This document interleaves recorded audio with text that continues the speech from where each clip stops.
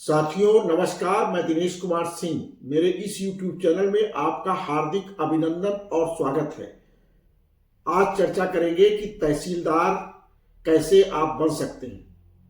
तहसीलदार बनने का क्या प्रोसेस है और तहसीलदार किन किन पदों पर पदोन्नत पा करके आगे बढ़ सकते हैं, इस पर चर्चा करते हैं। तहसीलदार के क्या अधिकार हैं, क्या दायित्व हैं, उसका तहसील में किन किन अधिकारियों पर नियंत्रण है, इन सब बातों पर आज हम चर्चा करेंगे। मेरा अनुरोध है, चर्चा करने से पहले अगर मेरे इस YouTube चैनल को अब तक आपने सब्सक्राइब ना किया हो तो मेरा अनुरोध रहेगा सब्सक्राइब कर लें, फॉलो करते रहें और वीडियोस को शेयर करते रहें, जिससे ज़्यादा से ज़्यादा लोगों को जानकारी प्राप्त हो सके। बेल आइकन जरूर दबा दें, जिससे आगे आने वाले वीडियोस का आपको नोटिफिकेशन मिलता रहे। साथियों, इससे पहले मैं तहसीलदार के बारे में एक वीडियो बना चुका हूं, लेकिन उसमें उनकी नियुक्ति कैसे होती है, उनका प्रमोशन कहाँ होगा, किन किन पदों पर होगा, इसका उल्लेख नहीं है। तो आज हम इस पर ज्यादा जोर देते हुए इस वीडियो को आपके समक्ष प्रस्तुत करेंगे। तहसीलदार का उल्लेख उत्तर प्रदेश राजस्व संहिता की धारा 14 में किया गया है। प्राविधान किया गया है तहसीलदारों की नियुक्ति का। क्या कहा गया है? इसकी दो उपधाराएं हैं। इसमें तहसीलदार और तहसीलदार न्यायिक के संबंध में प्रावधान है। धारा कहती है कि राज्य सरकार प्रत्येक जिले में उतने व्यक्तियों को जितना वह उचित समझे तहसीलदार और तहसीलदार न्यायिक नियुक्त कर सकती है। ये पहला उपधारा है। इसका मतलब राज्य सरकार को संख्या तय करने का अधिकार है और जिलों में तैनाती का अधिकार दिया गया है। साथियों, दूसरी उपधारा कहती है कि तहसीलदार और तहसीलदार न्यायिक ऐसी शक्तियों का प्रयोग और ऐसे कर्तव्यों का निर्वहन करेगा जैसा राज्य सरकार या परिषद, और राज्य सरकार या परिषद का कोई निर्देश ना हो तो कलेक्टर जो निर्देश दे। इस प्रकार इस उपधारा का मतलब क्या हुआ कि तहसीलदार ऐसी शक्तियों का प्रयोग करेगा और ऐसे कर्तव्यों का प्रयोग निर्वहन करेगा जिन्हें राज्य सरकार या परिषद उसे सौंपे, शक्तियां या दायित्व निर्वहन करने के लिए निर्देश करें। अगर कोई इस संबंध में राज्य सरकार और राजस्व परिषद का कोई निर्देश ना हो तो उसके अभाव में अगर कलेक्टर कोई निर्देश देता है तो उसका भी उसे पालन करना है, निर्वहन करना है और उस शक्ति का प्रयोग भी करना है जो कलेक्टर उसे दे। तो ये मुख्य रूप से एक तरह से तहसीलदार की नियुक्ति को प्राविधानित करता है जिलों में और जिलों की तहसीलों में। साथियों, ये उत्तर प्रदेश राजस्व संहिता बनने से पहले जो 39 कानून राजस्व के निरस्त किए गए, उनमें से एक महत्वपूर्ण कानून था यूपी लैंड रेवेन्यू एक्ट 1901 और उसकी धारा 17 में तहसीलदारों की नियुक्ति का प्रावधान था। लेकिन धारा 17 में तहसीलदार और नायब तहसीलदार दोनों की नियुक्ति का प्रावधान था। अब जब नया अधिनियम बना तो धारा 14 तहसीलदार की नियुक्ति के लिए बन गई और धारा 15 में नायब तहसीलदारों की नियुक्ति होती है। तो दोनों के लिए अलग अलग प्रावधान कर दिए गए। साथियों, इसका जो संवर्ग का इतिहास है वो कहता है कि जब मुकदमे राजस्व के ज्यादा हो गए, निस्तारण में दिक्कतें आने लगी, तो ये निर्णय हुआ कि तहसीलदार न्यायिक का पद भी बना दिया जाए जो मुकदमों की सुनवाई करे, जिससे जल्दी से जल्दी लोगों के मुकदमे तय हो और लोगों को राहत मिले। इसलिए सन 1986 में तहसीलदार न्यायिक संवर्ग का गठन किया गया। उस समय अधिकारियों की कमी थी, तो इसलिए जो अवर तहसीलदार थे, तहसीलदार के नीचे जिनको अपर तहसीलदार भी कहते हैं, उन्हीं को तहसीलदार न्यायिक पदाभिहित कर दिया गया। एक्स ऑफिसियो उन्हीं कह दिया गया कि वो तहसीलदार न्यायिक होंगे। और उनको अधिकार शक्तियां दे दी गई। तो तहसीलदारों को अधिसूचनाओं के माध्यम से भी अधिकार प्रदत्त किए गए। तत्समय यूपी लैंड रेवेन्यू एक्ट जब लागू था तब उसकी धारा 224 में राज्य सरकार को यह अधिकार था कि वह तहसीलदारों को सहायक कलेक्टर का अधिकार दे सकती है। उस अधिकार का प्रयोग करते हुए राज्य सरकार ने 6 जून 1953 को एक अधिसूचना जारी कर सभी तहसीलदारों को सहायक कलेक्टर प्रथम श्रेणी के अधिकार प्रदान कर दिए। यहां से शुरुआत होती है। सभी तहसीलदारों को सहायक कलेक्टर प्रथम श्रेणी के अधिकार दे दिए गए। बाद में जब ZALR एक्ट लागू हुआ तो 2 तरह के क्षेत्र हो गए, एक ZA एरिया, एक नॉन ZA एरिया। तब 30 जुलाई 1960 को नई अधिसूचना जारी हुई और उसमें कहा गया कि सभी तहसीलदारों को सहायक कलेक्टर प्रथम श्रेणी के अधिकार होंगे, जहां पर ZALR एक्ट लागू था। यह सूचना जारी हुई। साथियों, 7 जनवरी सन 1964 को एक नई अधिसूचना जारी करके 122B जो बेदखली के मुकदमे पहले चलते थे, अब उसकी नई धारा राजस्व संहिता में बन गई, धारा 67। वो जो अधिकार कलेक्टर के थे वह तहसीलदारों को सहायक कलेक्टर प्रथम श्रेणी को प्रदत्त कर दिए गए।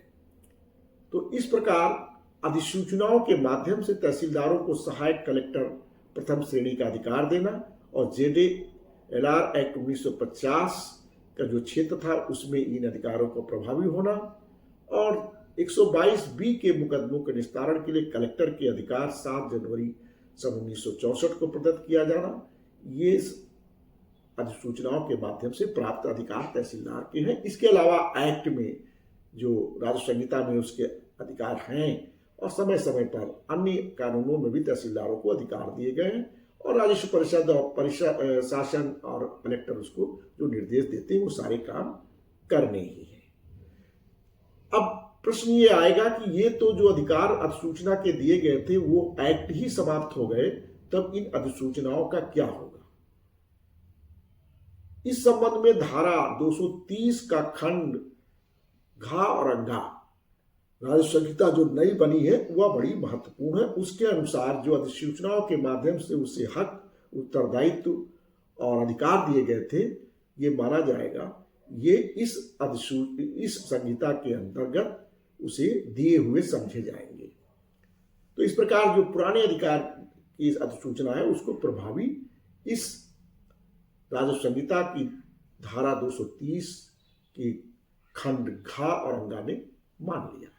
तो इसका मतलब ये हुआ कि वो अधिकार उनके एज इट इज इस संहिता के अंतर्गत भी बने रहेंगे। तो आप जानते हो कि धारा 416 के अंतर्गत तहसीलदार का न्यायालय राजस्व न्यायालय की परिभाषा में आता है। धारा 417 के अंतर्गत तहसीलदार को राजस्व अधिकारी माना गया है। उसको बहुत सारे अधिकार राजस्व संहिता के अंतर्गत दिए गए हैं और तमाम जो कानून इस समय प्रचलित हैं उनमें भी उनके अधिकार हैं। अब कुछ महत्वपूर्ण अधिकारों के बारे में चर्चा कर लेते हैं।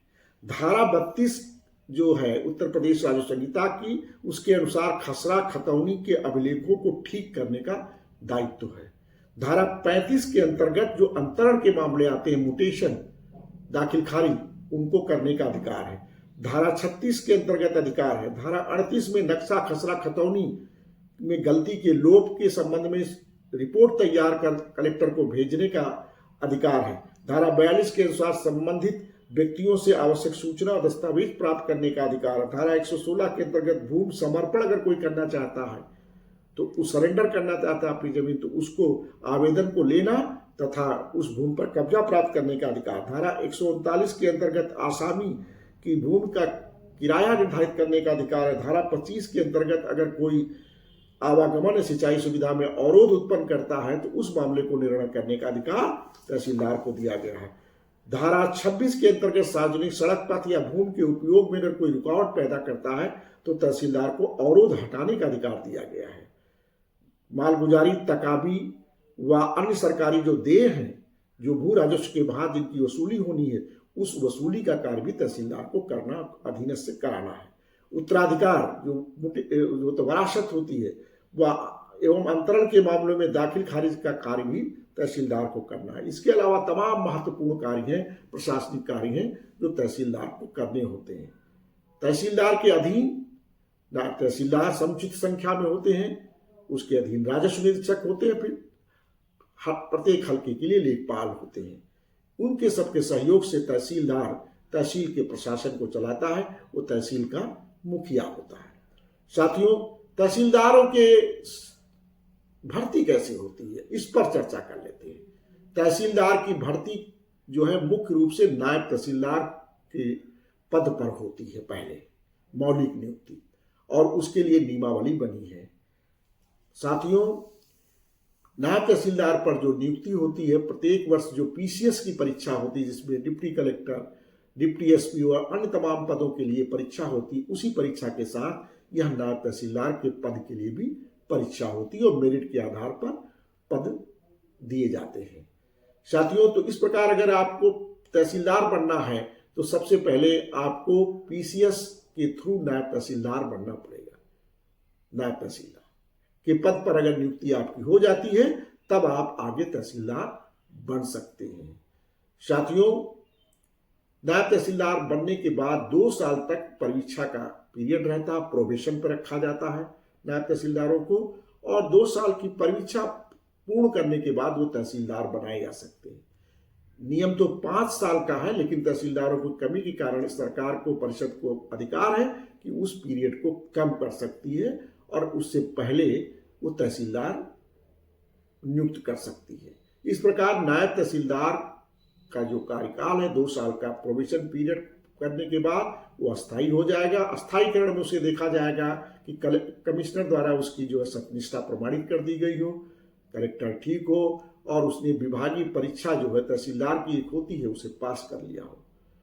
तो इस प्रकार नायब तहसीलदार की जो पहली पदोन्नति होगी, ये सीधी भर्ती के जो नायब तहसीलदार हैं उनकी पहली पदोन्नति जो होती है वो तहसीलदार के पदों पर होती है। नायब तहसीलदार के बारे में मैंने आपको बताया था कि राजस्व निरीक्षक से प्रमोट होकर के भी आते हैं। तो ये पहली पदोन्नति जो होती तहसीलदार के पद पर होती है, और तहसीलदार के बाद जो प्रमोशन होता है पीसीएस कैडर में हो जाता है, जिसमें एसडीएम, एडीएम, सीडीओ, वीसी अन्य पदों पर तैनाती हो सकती है प्रशासनिक सेवा में। तो अभी तक की ये स्थिति है कि तहसीलदार बनने के बाद वह प्रमोशन होता है, फिर वो एसडीएम, एडीएम, सीडीओ तो बन ही सकता है, और फिर पीसीएस से आईएएस पीसीएस बनने के बाद उसका आईएएस में भी प्रमोशन हो सकता है, और वह आईएएस बनने के बाद कलेक्टर आदि पदों पर भी तैनात हो सकता है। ये पूरा उसके पदोन्नति के तरीके हैं। 2 अधिकारी अभी हाल में विगत वर्षों में श्री उमाकांत त्रिपाठी जी और श्री नरेंद्र सिंह जी, ये नायब तहसीलदार से सेवा में आए थे, तहसीलदार की सेवा की, एसडीएम, एडीएम अन्य पदों पर रहे, और अभी उनको आईएएस कैडर भी मिल गया और आईएएस की सेवा में आ गए हैं और आईएएस में सेवारत हैं। तो जो लोग नायब तहसीलदार के माध्यम से आ रहे हैं, तहसीलदार बन रहे हैं, वे भी डीएम भी बन सकते हैं। एसडीएम, एडीएम के साथ साथ और आगे अच्छा कलेक्टर रहा, कार्य रहा, तो वो डीएम भी बन सकते हैं। तो ये पदोन्नति के सारे। तहसीलदार एक बहुत महत्वपूर्ण पद है और उसका पूरी तहसील पर नियंत्रण होता है, और आपने देखा होगा कि तहसील के जितने कार्य हैं उसे ही अपने नियंत्रण में कराने होते हैं। उसके अधीनस्थ नायब तहसीलदार, राजस्व निरीक्षक, लेखपाल उसके सहयोग के लिए होते हैं। सबके अलग अलग दायित्व, कर्तव्य निर्धारित है। अब तक की स्थिति क्या है कि 2013 बैच के जो नायब तहसीलदार थे वह भी पीसीएस में सेलेक्ट हो गए हैं, एसडीएम के पदों पर आ गए हैं। इस प्रकार 10 साल के आसपास जो नायब तहसीलदार एक सेलेक्ट होकर के आता है वह एसडीएम के पद पर पहुंच जाता है, और लगभग 15 साल की सेवा, 20 साल की सेवा के बाद वह आईएएस में भी सिलेक्ट हो जा रहा है। तो यह पूरी प्रक्रिया है। साथियों, बहुत बहुत धन्यवाद। मुझे आशा है कि आपको यह पसंद आएगा और मेरा अनुरोध है कि सभी छात्रों को भी ये वीडियो भेजने के कष्ट करेंगे। जो पीसीएस की परीक्षा की तैयारी कर रहे हो उनको ये संज्ञान रहे कि नायब तहसीलदार भी पद एक महत्वपूर्ण पद है, जिसके माध्यम से वह तहसीलदार, एसडीएम, एडीएम व अन्य प्रशासनिक पदों पर आगे अच्छा कार्य करके पहुंच सकते हैं और कलेक्टर भी बन सकते हैं।